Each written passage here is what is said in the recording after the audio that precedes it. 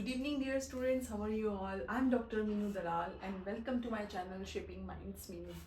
हम कर रहे हैं unit 1 teaching aptitude paper 1 UGC net examination.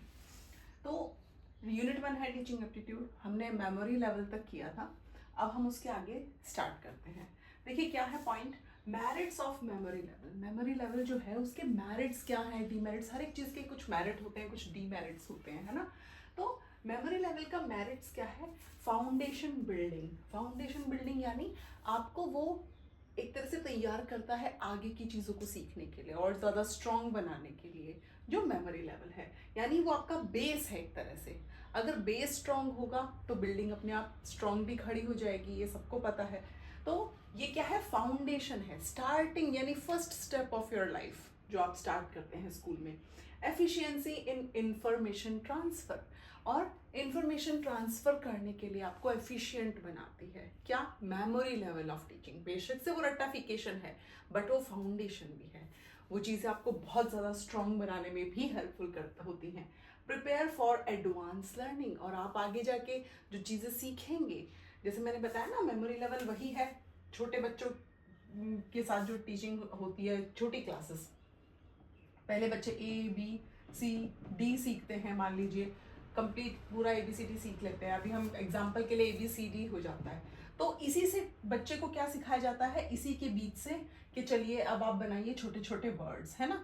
तो बच्चे क्या बनाएंगे, जैसे इसमें से CA और B कैब बन सकता है, DAB डैब बन सकता है, फिर BAD बैड बन सकता है। तो क्या हुआ, ये हुआ एडवांस लर्निंग, ये है आपका फाउंडेशन। पहले आपने ABCD सीखी, आपको अगर ABCD नहीं आती होगी तो ना तो वर्ड फॉर्मेशन हो पाएगी, ना सेंटेंस एंड फॉर्मेशन आप सीख पाएंगे। तो क्या एडवांस लर्निंग की तरफ आपको मेमोरी लेवल लेके जाता है, ये है इसका मेरिट। अब हम देखेंगे कि डीमेरिट्स क्या हैं मेमोरी लेवल ऑफ टीचिंग के।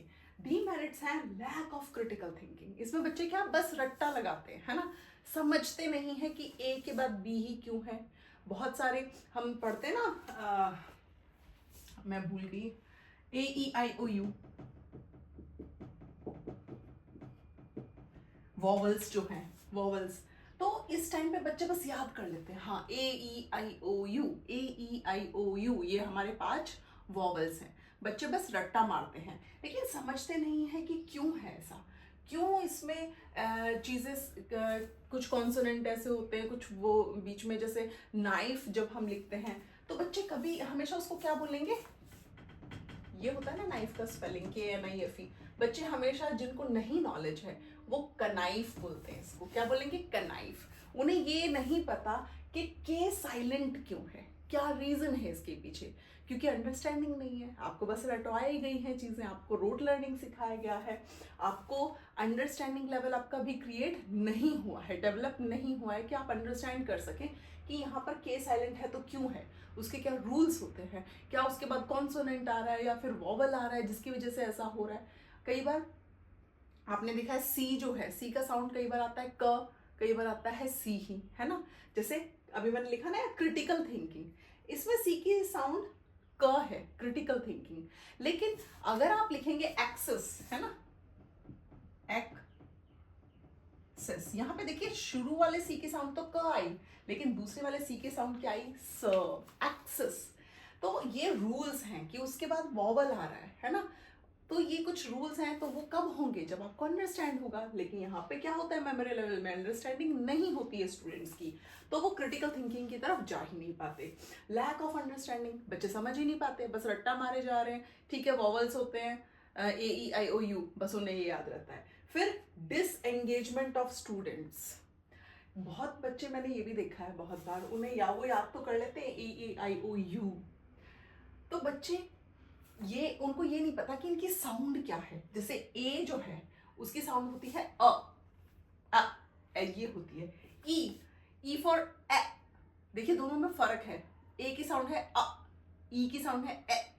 और IOU, बच्चे बहुत बार सोचते हैं यू है, अच्छा कोई भी लेटर जो यू से स्टार्ट हो रहा है ना तो दैट मीन्स वॉवल काउंट होगा वो, लेकिन ऐसा नहीं होता है, क्योंकि यू जो है बोलने में क्या आता है अम्ब्रेला, लेकिन बच्चे क्या बोलते हैं यूम्ब्रेला। Shivanshi don't laugh. तो ये है रीजन की अंडरस्टैंडिंग लेवल उस टाइम पे अंडरस्टैंडिंग नहीं होती है मेमोरी लेवल पे। तो दिस इज द रीजन कि बच्चे नहीं समझ पाते मेमोरी लेवल पे, क्योंकि सिर्फ रोट लर्निंग होती है। डिसएंगेजमेंट ऑफ स्टूडेंट का क्या मतलब है? टीचर बस पढ़ाए जा रहा है, टीचर उनको रट्टा मरवाए जा रहा है, चलो मेरे पीछे बोलो ए बी सी डी, तो बच्चे बोलते हैं ए बी सी डी। बच्चे नहीं पूछते क्यों बोलना है। टीचर बोलता है 5 वॉवल हैं ए ई आई ओ यू, बच्चे नहीं पूछते कि क्यों है, ये क्या है, क्या रूल है, नहीं, बस उन्हें याद करना होता है okay 5 vowels A E I O U. 5 senses हैं हमारे, तो बच्चे नहीं पूछेंगे कि 5 सेंसेस ही क्यों, बाकी चीजों को सेंसेस क्यों नहीं बोला जा रहा। तो बस ये रीजन है कि मेमोरी लेवल के डीमेरिट्स हैं, जिसमें बच्चों की ना तो अंडरस्टैंडिंग डेवलप होती है, ना क्रिटिकल थिंकिंग होती है, ना स्टूडेंट एक्टिवली पार्टिसिपेट कर सकता है। बच्चों का स्टूडेंट एंड टीचर का एक्टिव पार्टिसिपेशन नहीं है। Students are completely passive and teacher is active, teacher active होता है। Next is understanding level of teaching. अब हम पहुंच गए हैं अंडरस्टैंडिंग लेवल पे। पहले हमने मेमोरी पढ़ा, अब understanding. Understanding level of teaching क्या है? अंडरस्टैंडिंग देखिए, आप जहां समझ रहे हैं, जहां आप चीजों को समझ रहे हैं, तो जाहिर सी बात है थॉट्स भी वहीं आएंगे। तो थॉटफुल लर्निंग है ये। क्या है थॉटफुल? यानी जिसमें आप अपना खुद का दिमाग यूज कर रहे हैं, आपके पास आइडियाज हैं, आप उनको इम्प्लीमेंट करने की कोशिश करेंगे। अगर वो इम्प्लीमेंट नहीं हो रहा है तो ये जानने की कोशिश करेंगे कि ऐसा क्यों नहीं हुआ, मैंने कहाँ कौन सा फॉर्मूला गलत लगा दिया कि ये क्वेश्चन सही नहीं निकला। मैंने बहुत बार देखा है बच्चे मैथ्स को भी रट लेते हैं, लेकिन जहाँ वहाँ बच्चे फंस जाते हैं जहाँ मैम ने वैल्यूज चेंज कर दी हो, है ना। नहीं तो बहुत सारे बच्चे होते हैं डर के मारे वो समझना नहीं चाहते, बस स्टेप्स को रोट कर लेते हैं, रोट लर्निंग करते हैं। थॉटफुल, फिर क्रिटिकल थिंकिंग, ऐसा हुआ तो ऐसा क्यों नहीं हुआ, ये रीजन, ये फाइंड आउट करना।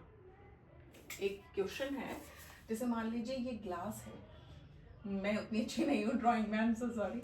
अगर मान लीजिए ये ग्लास है, तो ये इस ग्लास में पानी है इतना, है ना, जहाँ तक मैंने लाइन ड्रॉ की इतना पानी है। तो इसको 2 तरीके से बोला जा सकता है कि ये ग्लास आधा भरा हुआ है, ये भी बोल सकते हैं this glass is half full, और ये भी बोल सकते हैं this glass is half empty, कि ये आधा खाली भी तो है।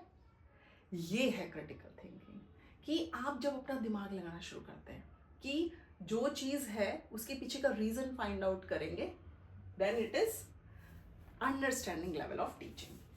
फिर स्टूडेंट एंड टीचर क्या इसमें एक्टिवली इन्वॉल्व होते हैं, एक्टिव पार्टिसिपेशन होता है दोनों का। डिस्कशन मेथड्स चलते रहते हैं। टीचर कोई टॉपिक क्लियर करता है तो बच्चे के दिमाग में अगर कोई क्वेश्चन रेज हो रहा है तो बच्चा क्वेश्चन पूछेगा कि मैम ऐसा क्यों, ये ऐसे कैसे सॉल्व हो गया, ये इस तरीके से सॉल्व क्यों नहीं हुआ। तो वो कब होता है? अंडरस्टैंडिंग लेवल में। कॉन्सेप्ट क्लैरिटी, इसमें क्या बच्चों को ज्यादा कॉन्सेप्ट क्लैरिटी मिलती है, ज्यादा कॉन्सेप्ट्स क्लियर होते हैं। कहीं कोई डाउट है तो बच्चों को उनके टीचर जो है उनके आंसर्स बताती हैं, प्रॉब्लम सॉल्व करती हैं, एंड बच्चे न्यू आइडियाज की तरफ जाएंगे। सिंपल सी बात है, जब बच्चा किसी चीज को समझेगा तभी वो न्यू आइडियाज की तरफ जा पाएगा, अदरवाइज नहीं। आप खुद ही सोचिए, जब ये जो हम पढ़ते हैं ना न्यूटन थर्ड लॉ, तो उसमें क्या, जब एप्पल ग्रेविटेशनल फोर्स, जब एप्पल नीचे गिरा, तो वैसे भी तो लाइफ में बहुत कुछ गिरता रहता है। अगर न्यूटन ने ये सोचा ही नहीं होता कि नीचे क्यों गिरा, तो चीजें, उसको नया आइडिया नहीं आता कि ये ग्रेविटी है, वो और आगे से फर्दर स्टडी नहीं करता। लेकिन क्योंकि उनका दिमाग चल रहा था, वो अंडरस्टैंड कर रहे थे चीजों को, क्रिटिकल थिंकिंग उनकी डेवलप थी, तभी ये चीजें पॉसिबल हुई। नेक्स्ट हम देखते हैं अंडरस्टैंडिंग लेवल जो है उसमें क्या है, किस टाइप का होता है अंडरस्टैंडिंग लेवल, मतलब नेचर क्या है इसमें। स्टूडेंट सेंटर्ड मेथड है ये, first of all student centred learning है। स्टूडेंट ज़्यादा इंपॉर्टेंट है, टीचर थोड़ा सा कम इंपॉर्टेंट है, बट टीचर एक्टिवली इन्वॉल्व है उस चीज़ में। मेथड क्या होता है अंडरस्टैंडिंग लेवल का, किसके डिबेट एंड डिस्कशंस इसमें चलते हैं, बच्चे आपस में डिबेट करते हैं। फिर आप एक खुद सोचिए, अगर यहाँ पे 5 स्टूडेंट्स बैठे हों तो हर एक का दिमाग अलग अलग तरह से काम करता है, हर एक की अंडरस्टैंडिंग लेवल अलग है, हर एक का किसी चीज़ को देखने का पर्सपेक्टिव अलग अलग होगा।